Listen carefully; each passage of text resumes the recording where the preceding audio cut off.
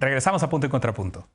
El lunes, ya comentamos aquí, la negativa del gobierno mexicano a reconocer el triunfo electoral de Joe Biden en la contienda presidencial por Estados Unidos. El presidente López Obrador ha insistido en que no quiere ser imprudente y que esperará hasta que el colegio electoral, que se reúne hasta diciembre, dé oficialmente la victoria al demócrata. Esta negativa ha sido duramente cuestionada no solo en nuestro país. Ayer, Joe Biden habló con algunos de los líderes y socios más importantes para Estados Unidos, como Justin Trudeau, Boris Johnson, Angela Merkel y Emmanuel Macron, con los que abordó temas como la lucha contra el cambio climático, la recuperación económica después de la pandemia, entre otros. Ayer también, la embajadora de México en Washington publicó en Twitter que explicó a interlocutores estadounidenses la posición del gobierno mexicano por instrucciones del presidente. El equipo de Biden se habría comunicado con la embajada mexicana en ese país para acordar una llamada telefónica con el mandatario mexicano, pero el gobierno mexicano pues la rechazó. Argumentó que violaba el principio de no intervención. Esta mañana el presidente López Obrador dijo que su gobierno no puede, y cito, hacer un reconocimiento de ningún tipo a un gobierno que todavía no está legal y legítimamente constituido. Sin embargo, la postura de México ha sido utilizada por algunos seguidores de Trump para reforzar las acusaciones de fraude. Y mientras Trump sigue aferrado al triunfo, Biden sigue tomando pasos ejecutivos. Nombró, por ejemplo, a Roberta Jacobson, que fue embajadora en nuestro país de 2016 a 2018, como parte de su equipo de transición. ¿Está perdiendo México una oportunidad? ¿Debió el mandatario mexicano levantarle el teléfono a Biden? Vamos a hablar de esto en este segundo tema a discutir esta noche. ¿Cómo lo estás viendo tú, Dolores Aragón? ¿Es un error del gobierno de México no apresurarla o no felicitar a Joe Biden o hubiera sido apresurado? Híjole, pues yo creo que aquí tiene muchísimo que ver en la postura particular del presidente y, por supuesto, pues la visión que está teniendo el gobierno federal en este momento. Creo que sí, el asunto está bastante ríspido en Estados Unidos. Vemos una polarización enorme. Recordemos pues, que recientemente el presidente estuvo allá con Donald Trump y seguramente este tema también platicaron entre ellos, esta posibilidad. No sabemos, digamos, qué acuerdos habrán tenido, de qué manera habrán hablado de esto. Y por otro lado también, ya lo ha dicho el presidente, que conoce a Biden, que lo conoce, que ha platicado con él en anteriores ocasiones. Y creo también que es evidente y en esto coincido bastante con Viri Ríos, columnista y por supuesto también investigadora. Ningún presidente de Estados Unidos ha sido lo suficientemente benevolente con, digamos, con México. Creo que seguimos en esa postura. Creo que es un tema ahora sí que bastante ya personal también de López Obrador.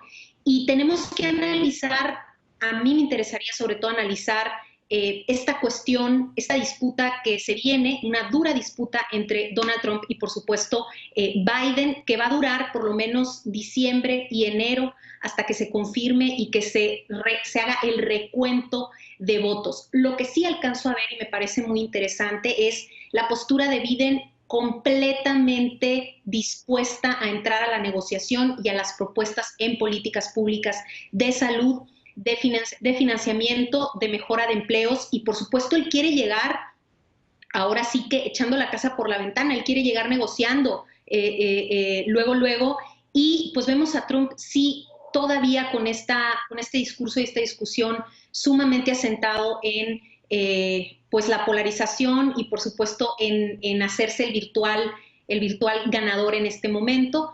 Y recupero la última frase que mencionó ahora Biden, dice, si ellos, o sea, la administración de Trump, no quieren estar a la altura, pues bueno, como diciendo nosotros sí lo vamos a estar.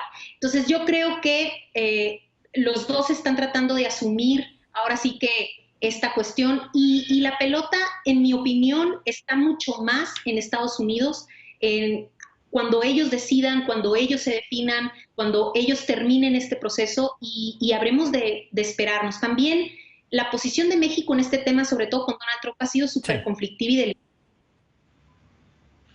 ¿Cómo estás viendo tú, Eder? Tú nos comentabas el lunes de un riesgo que podría llevar a que el gobierno no se estuviera pronunciando por la violencia, por lo que podría generar un eventual reconocimiento por parte del gobierno mexicano en contra de mexicanos.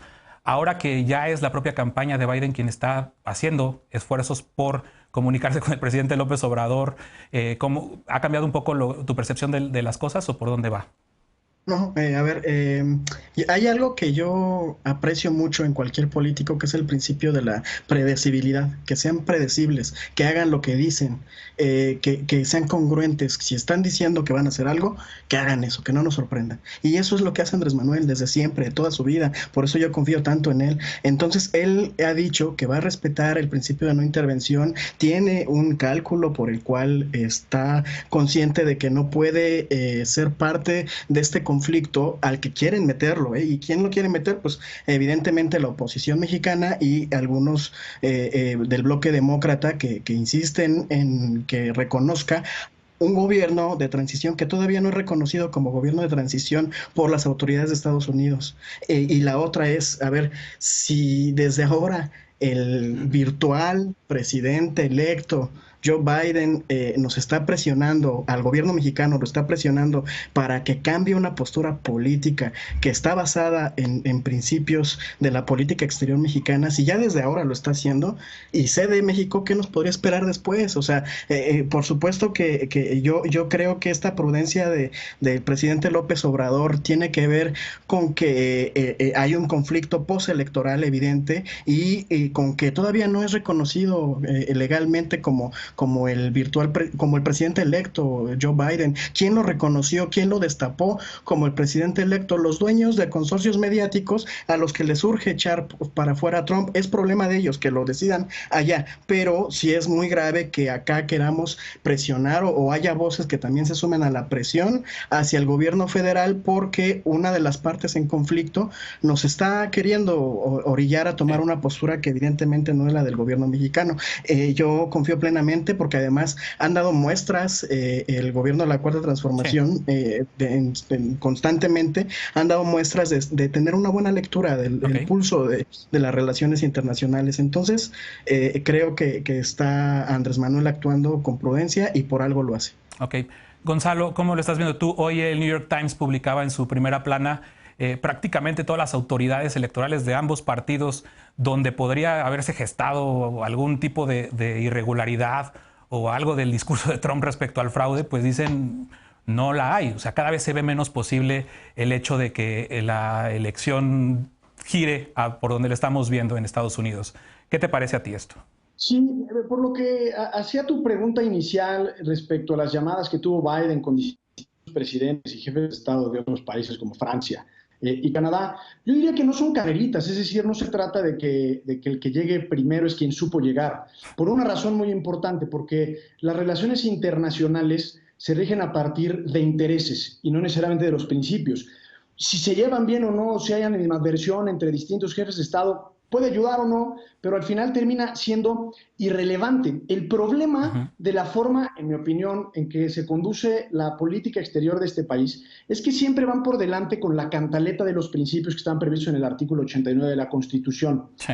No hay que olvidar que las relaciones internacionales siempre se rigen a partir de los intereses concretos en un momento histórico y político determinado. Y por supuesto que los principios pueden nutrir ciertas decisiones. Y por eso el principio de no intervención es tan complejo, porque es medio chimoltrufiesco, como sirve para una cosa, sirve para la otra, y se saca de la chistera de contentillo.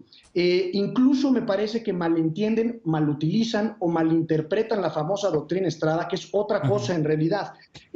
Y visto así, López Obrador, de forma implícita, está interviniendo en el proceso electoral de Estados Unidos. Difiero con lo que decía Eder, que hay, digamos, grupos de poder, oposiciones o los demócratas en Estados Unidos que quieren orillar a López Obrador a tomar una posición. Es en realidad la circunstancia, los hechos fácticos, los que lo obligaron a tomar una posición. Y en ese sentido él decidió no reconocer o no felicitar a Joe Biden cuando toda la evidencia indica que es el ganador de la elección de Estados Unidos, y darle de alguna forma gasolina a esta invectiva de Donald Trump de alegar que existió algún fraude. Yo no sé en realidad, porque no somos intérpretes de la mente o psicólogos de López Obrador, y tampoco me quiero meter en la grilla de si a México le conviene un presidente demócrata o un republicano, pero sí parece ser que en algún momento dado de más o menos hace un par de años existió un pacto entre Trump y López Obrador que está de forma transversal el tema migratorio, es decir, nosotros nos convertimos de facto en tercer país seguro y Donald Trump se deja de meter en el resto de la política local o nacional mexicana. Y en ese sentido yo creo que López Obrador pues le está haciendo el juego a Donald Trump al no reconocer a Joe Biden y no creo a la larga que vaya a afectar a la relación bilateral, insisto, porque la política exterior no se conduce a partir de los principios como el de no intervención, sino a partir de intereses muy concretos y específicos que marca la propia agenda de las naciones. Así es. Lisa, la internacionalista de la mesa, con la que siempre tocamos base, ¿cómo estás viendo tú esto? Ciertamente la doctrina Estrada data de 1930, es una realidad, supongo, mucho más distinta de la de esa época. ¿Es válido invocarla? ¿Es válido invocar un principio de no intervención? Y sería propiamente no intervención esto que está sucediendo al resistirse a reconocer el triunfo de Biden. A ver, yo coincido con Gonzalo en que los principios de política exterior siempre son como los principios en la política, ¿no? O sea, hoy tengo estos principios y te gustan, y si no te gustan, mañana tengo estos otros y con estos otros opero. Y siempre ha sido así y se han utilizado en mayor o menor medida dependiendo del gobierno en cuestión. Creo que hay que separar este particular episodio que creo que sí tiene un componente muy nacional y el presidente está dirimiendo un tema internacional, multilateral, incluso bilateral a partir de una lente nacional que, lo decíamos el lunes, tiene que ver con su propia experiencia, con el propio reconocimiento que en su momento otros gobiernos hicieron de una elección que a él en particular lo marcó mucho. No vamos a juzgar si para bien, si para mal, pero que es un episodio que él refiere mucho y que sigue siendo la razón que aduce para no reconocer, digamos, o no felicitar protocolariamente a Biden. Y yo coincido con algo que decía en uno de estos días, decía Javier Tello, que decía, bueno, sí separemos lo político de lo protocolario, es decir, una decisión política pudo haber sido no ser el primero ni ser de la primera mitad, pero protocolariamente, una vez que la luz de felicitaciones internacionales se dieron, pues ya el riesgo de darla era menor en términos de lo internacional. El presidente se mantuvo en su posición porque hay una clave nacional a partir de la cual está interpretando eso, y creo que es en la que sigue, digamos, ¿no? A mí me sorprende un poco que siga manifestando la duda democrática cuando es un presidente que justamente pidió el recuento del voto por voto, y que el presidente electo Biden, o el presunto presidente electo, como se tradujo en el comunicado al español de la Embajada de México en Estados Unidos, pues es el que más votos ha ganado en toda la historia de las elecciones democráticas en Estados Unidos. Es una diferencia de muchísimos millones, bueno, varios millones de votos con respecto a los que obtuvo Donald Trump, y coincido con Gonzalo en que seguirnos manteniendo en esta hasta que se dé, digamos, ya el fallo formal y jurídico de la elección, alimenta la retórica de Donald Trump, que es algo que no le conviene ni a Estados Unidos, ni a México, ni al mundo necesariamente. Pero bueno, simple y sencillamente, pues es una decisión que creo que está tomada y que hay que intentar entender desde dónde se tomó. Y bueno, otra cosa que discutíamos fuera del aire también, varios de los que formamos parte de este programa, es si fue una cosa que se comunicó adecuadamente, al margen de si estamos de acuerdo o no con la decisión, si la comunicación fue prolija, y creo que en eso coincidíamos pues prácticamente todos, que no necesariamente, en el sentido en el que ni los aliados entendieron lo que quisimos decir, ni los opositores entendieron también cuáles podrían haber sido las razones. Entonces, pues si no entendió ninguno de los dos bandos, creo que la comunicación se puede dar por mal hecha, ¿no? Bueno, pues se ve que el tema va a dar todavía para largo, por lo menos hasta diciembre, que concluya todo en Estados Unidos, y es la postura aparentemente del Estado mexicano esperar este tiempo. Vámonos a una pausa. Por instrucciones del Ejecutivo Federal, la COFEPRIS dará registros sanitarios inmediatos a farmacéuticas extranjeras para que puedan vender medicamentos al gobierno mexicano. ¿Ayudará esta medida a resolver el problema de desabasto de medicamentos? Regresamos con esto a Punto y Contrapunto.